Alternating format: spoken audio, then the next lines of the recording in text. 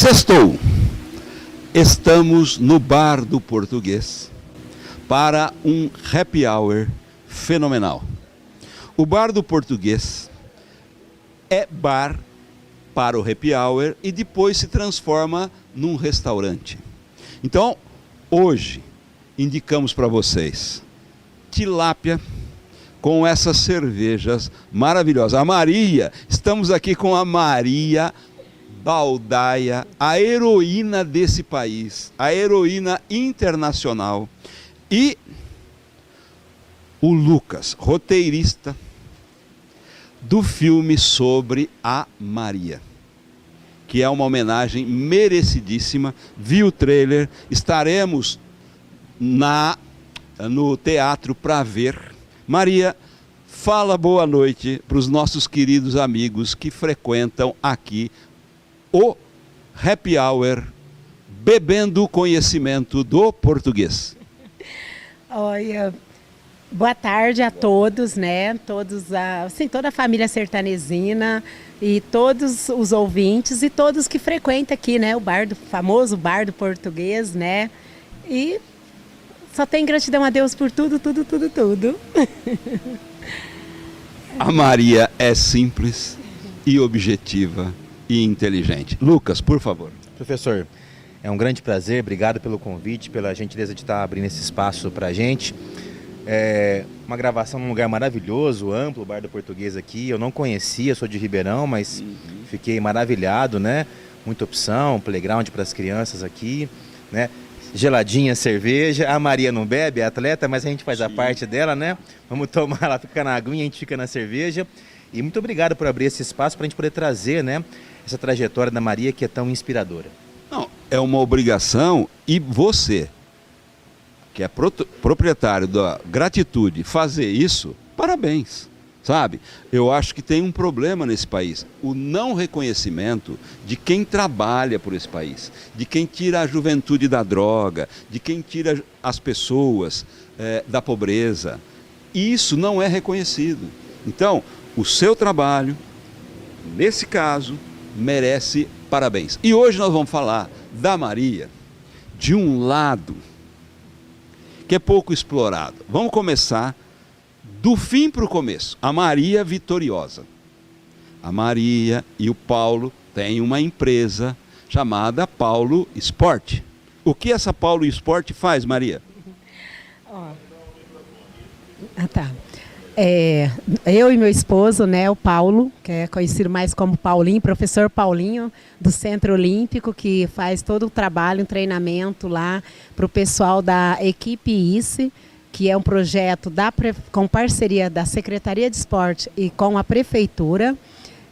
Fazemos um trabalho com crianças de 5 aninhos até uma pessoa de 100 anos, proporcionando para eles saúde, bem-estar e qualidade de vida.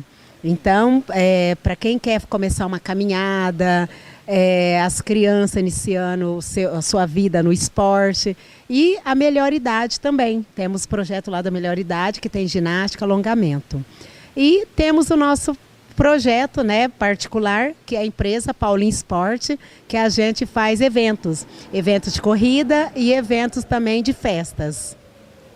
Vocês oferecem o que para os eventos? O tênis, a roupa, o que vocês oferecem no evento? Para o evento de corrida, a gente monta a estrutura do evento. Tendas, gradil, pódio, pórtico, fazemos todo o evento. Seja de corrida ou seja evento particular, em festas também. Tá vendo? Essa é a Maria que deu certo. Depois nós vamos descobrir por que deu certo.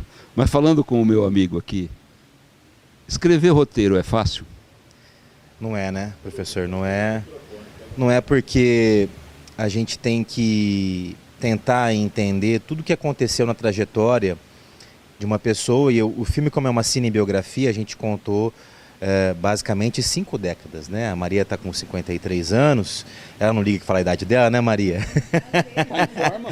Tá bem, parece que tem 10 anos a menos, né? Tá correndo ainda. E a gente retratou, então, basicamente 5 décadas de história dela. Então, você tentar entender, por mais que a Maria tenha sido basicamente uma co-roteirista, porque ela esteve junto, né, me passando todos os detalhes, é uma coxa de retalhos você montar um documentário onde você tem que fazer com que cada entrevista, e nós tivemos acho que 31 entrevistados, cada entrevista, cada trecho, ele se linke, né? Ele se ajuste ao próximo, né? E o próximo ao anterior, as coisas têm que se conversar. E para montar essa coxa de retalhos num roteiro de um documentário, isso exige muitas e muitas horas de você avaliar material. Nós tivemos entre material bruto e material de arquivo pessoal dela mais de 50 horas de material gravado. Então, para você assistir tudo isso, avaliar, anotar, então, para você ter uma ideia, o roteiro ficou com 96 páginas, né? Nossa. O filme tem mais de 2 horas, 2 horas e 4 minutos. Então, é trabalhoso. São dias, noites, algumas madrugadas para deixar pronto. Mas ela merece, porque é uma história muito profunda, muito bonita. O esporte acaba sendo só um pano de fundo, porque a vida da Maria como um todo é muito especial. Não só ela como atleta. Ela como corredora é fantástica, uma vencedora, né? E uma inspiração para nós todos. Mas a Maria é muito mais do que só uma atleta, né? Ela é uma grande vencedora da vida. E contar tudo isso exige muito cuidado, muito detalhismo. Não, a Maria correu para, como disse uma vez o Jota, para vencer as dificuldades, para ser esse símbolo para os jovens, para as mulheres negras. E não é fácil ser negro num país como o Brasil. As pessoas fingem que não tem preconceito.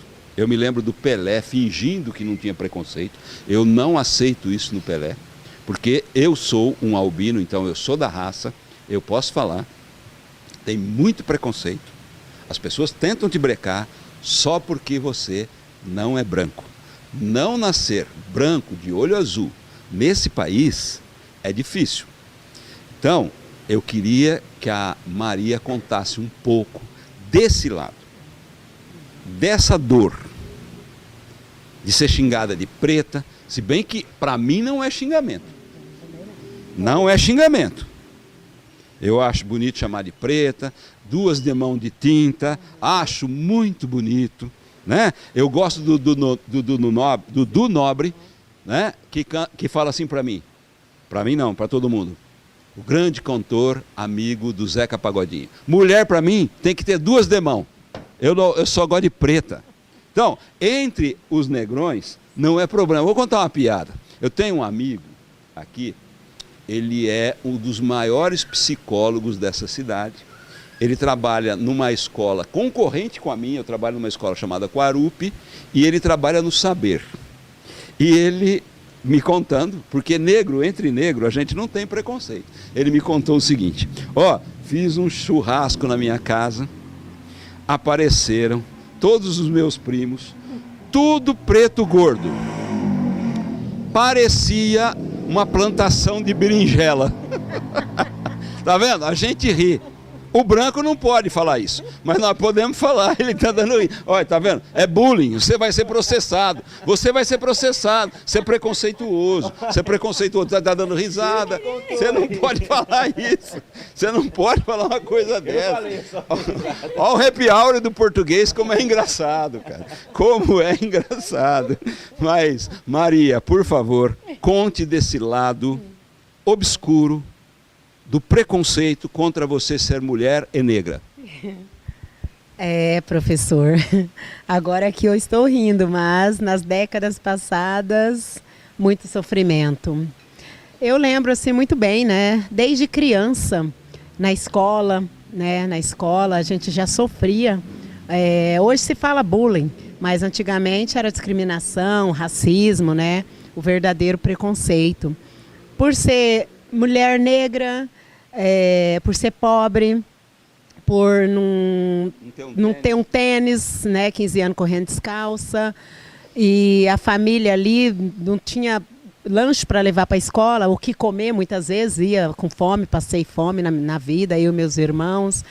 E a gente ouvia muito assim, negra do cabelo pichain, negrinha do cabelo duro, pau de piche, magricela, Olívia Palito. Então era esse tipo de coisa que a gente ouviu a vida inteira.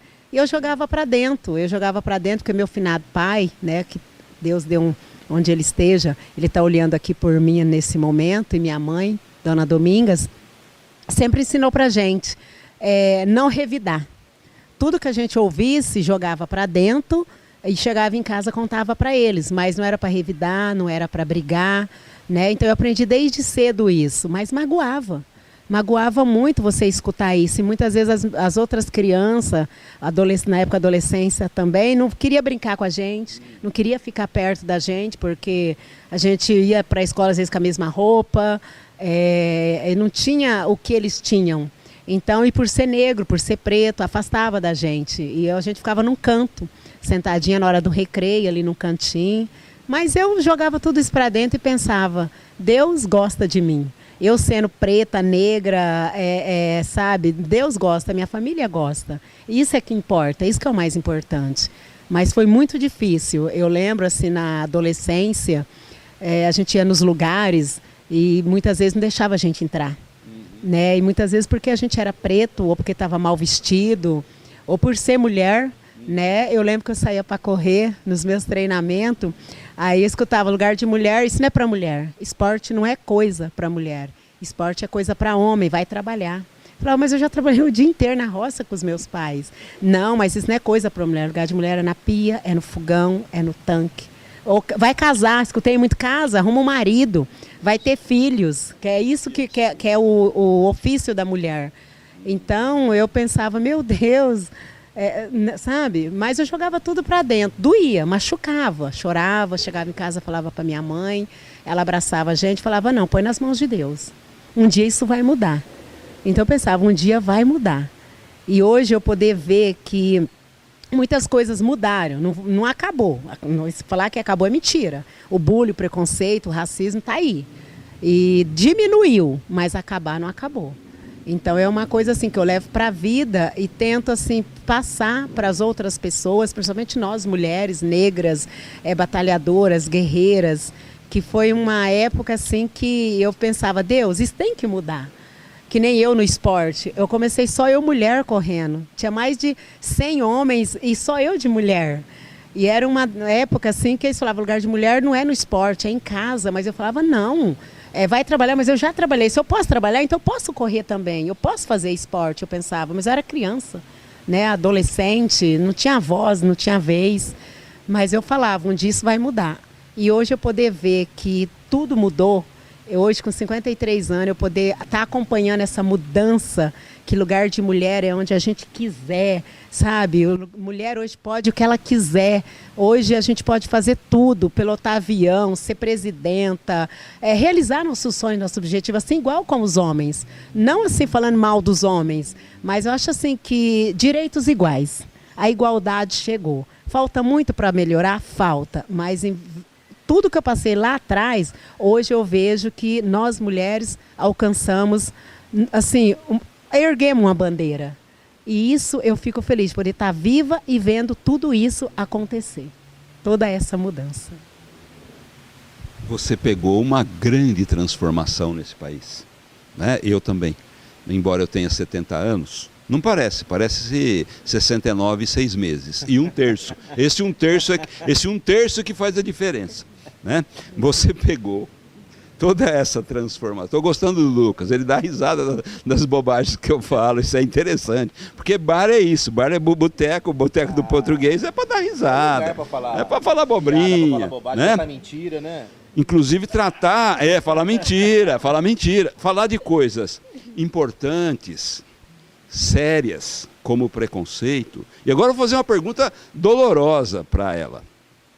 Maria, você venceu. Você é um orgulho para esse planeta. Não estou exagerando, não. Cortou cana.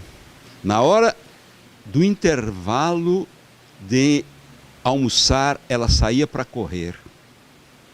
Beleza, você venceu, tem uma empresa, tem um marido, foi filmada por ele.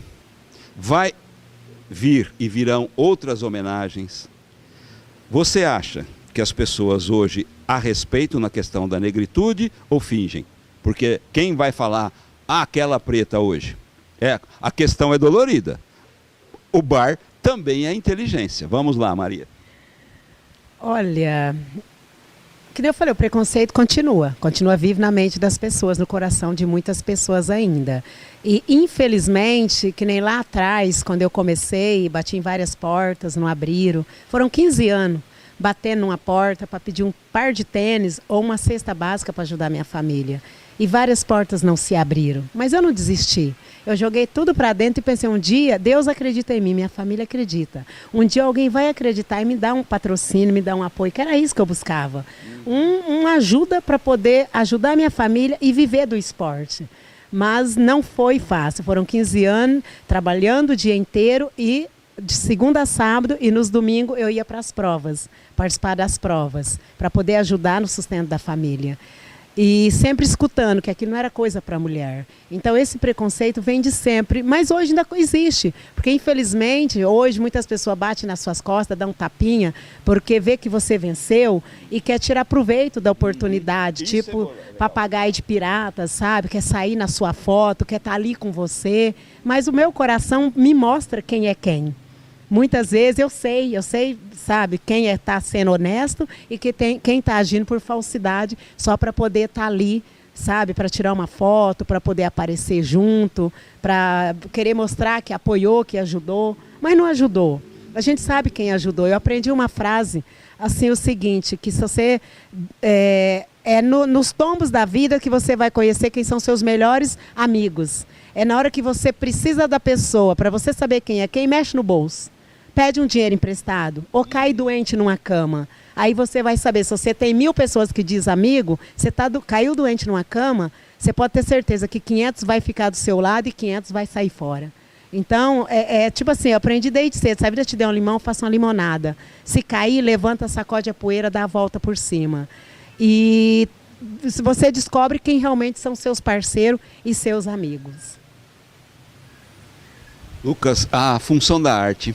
Eu dei aula de História da Arte, gosto muito do estado lúdico da arte. A função da arte em relação ao exemplo que ela é para as meninas negras, para os pobres desse país. A gente entra no fator de que a Maria ela é representativa, né? A partir do instante que ela mostra na prática que é possível conseguir ser bem-sucedida, saindo de uma situação mínima, né, onde ela se encontrava, contrariando todos os prognósticos, né, de vida, de futuro que ela teria, ela passa uma mensagem muito clara e muito direta, né, para outras meninas, para outras mulheres, negras inclusive, de que é possível, de que existe, né, um caminho. Né? Não é fácil, ela passou muito mais por negativas, né?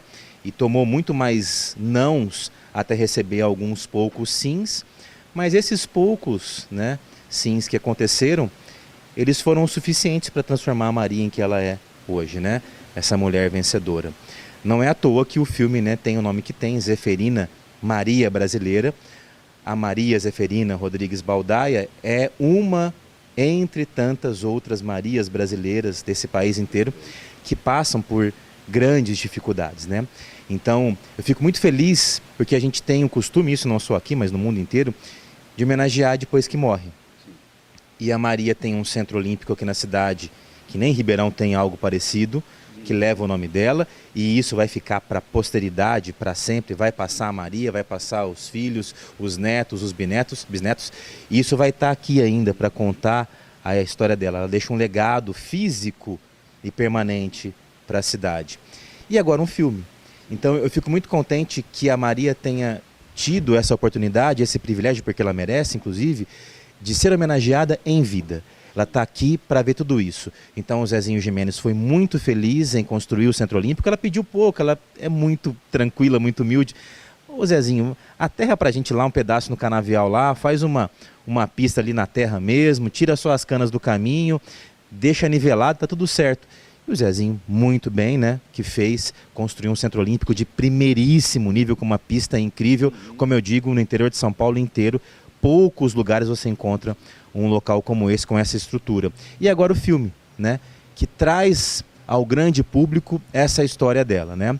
A Maria tem esse poder, de que com a história dela, ela passa um exemplo de que é possível, mas sem que você entenda que é um conto de fadas. Não é. As coisas não aconteceram. Ela foi vencer a São Silvestre, que era o sonho da vida dela, com 29 anos de idade. E ela foi virar uma atleta de elite de fato, para conseguir sair ali na frente com as outras, com 28. No final do ano 2000, quando ela vence a Maratona de Curitiba. Muita gente, professor, muita gente, a esmagadora maioria, inclusive eu, vou me colocar nesse balaio, já tinha desistido faz tempo. Já tinha largado mão, porque você passa a adolescência inteira, você está na fase adulta, 19 anos, 20, 21, 25, e as coisas não acontecem, você vai para outro lado. Fala, isso aqui não é para mim. Ela bateu o pé e falou, eu vou até conseguir. E isso passa uma mensagem muito forte para todo mundo que vai assistir. Não só quem é uma outra Maria brasileira pelo Brasil afora, que tem tantas dificuldades como ela passou, né? De passar fome, de não ter comida para levar na marmita. Nem boia fria ela foi às vezes, porque não tinha boia fria para comer. Entendeu? Nem boia fria ela foi às vezes. Ela cortou cana só, mas não tinha boia gelada ali para abrir e comer, porque tinha uma marmita vazia. E ela conseguiu vencer. Então tudo isso mostra pra gente que a Maria, ela é sim muito representativa e uma inspiração para futuras gerações. Não, obrigado pelas suas palavras maravilhosas, eu fiquei emocionado. Você realmente entende da Maria, da vida da Maria, é alguém que gosta muito da sua história, Maria, né? Da outra vez que você deu entrevista para o Jota, eu até chorei. E, embora você já tenha contado para o Jota, eu gostaria que você contasse de novo, porque as pessoas precisam saber. Como foi a Maratona de Curitiba, desde o começo? Por favor. Isso está no filme. Está no filme. Está no filme. Aguardem o filme. 4 de dezembro. 4 de dezembro. Por favor, Maria.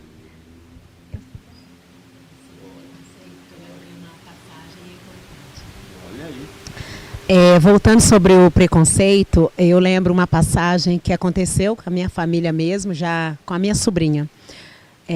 2 sobrinhas minhas foram para no orfanato. E aí elas iam ser adotadas, porque na época minha mãe não tinha condições de cuidar da minha sobrinha e eu também trabalhava de doméstica, não tinha condições. E minha irmã tem problema de saúde. E ela acabou agredindo a minha mãe. E aí o Conselho Tutelar tirou as 2 filhas dela, a Fabiana, né, a Camila e a Kênia. E mandou para o orfanato e minha irmã foi para o Hospital Santa Teresa. E aí as meninas ficou no orfanato. Aí um pessoal, né, dos Estados Unidos ia adotar, foi lá para poder adotar. Só que eu tenho minhas 2 sobrinhas, uma é loira, a outra é negrinha. Ela é tão pretinha que quando ela nasceu, eu dei o nome para ela de Kênia, porque ela parece as quenianas, né? Linda, linda, linda, linda. E aí esse casal foi lá para poder adotar, só que quis adotar só a branquinha, a loirinha, a Camila. E as 2 irmãs muito apegadas. E aí quando nós ficamos sabendo, nós fomos atrás de recursos para poder não deixar isso acontecer. Só que a gente não tinha dinheiro, não tinha condições. Eu estava treinando para São Silvestre, para a corrida de São Silvestre. E aí a gente foi atrás de advogado, mas não tinha dinheiro para pagar. E aí esse casal entrou com toda a papelada, toda a documentação. Já estava certo para levar a Camila para os Estados Unidos. E elas muito chorando, não queria ir. Aí minha mãe, a família não tinha condições de bancar. Aí falaram, vai ter que ser adotada mesmo, porque a família não tem condições. Aí eu coloquei na mão de Deus. Eu falei, Deus, ajuda minha família, porque ver uma sobrinha minha indo para fora e separar as 2 irmãs, isso não é certo. E aí eu treinei, eu treinei muito mais, porque eu falei, Deus, se eu for para São Silvestre e eu conseguir ficar entre as 5 ali no pódio, eu vou conseguir o dinheiro para não deixar minha sobrinha ir. E aí Deus ajudou, eu corri a corrida da São Silvestre, eu venci. E com o dinheiro da corrida eu consegui colocar advogados. E aí entrei na justiça para poder não deixar minha sobrinha ir. E aí a gente foi na justiça e teve audiência, teve tudo, nós vencemos. E graças a Deus, graças à vitória da São Silvestre, eu consegui que a minha sobrinha não fosse adotada e consegui tirar elas do orfanato. Minha mãe ficou com a guarda e eu entrei com a parte financeira. E a minha outra sobrinha, a Kênia, o pai dela fez o exame de DNA e ele assumiu a guarda da Kênia.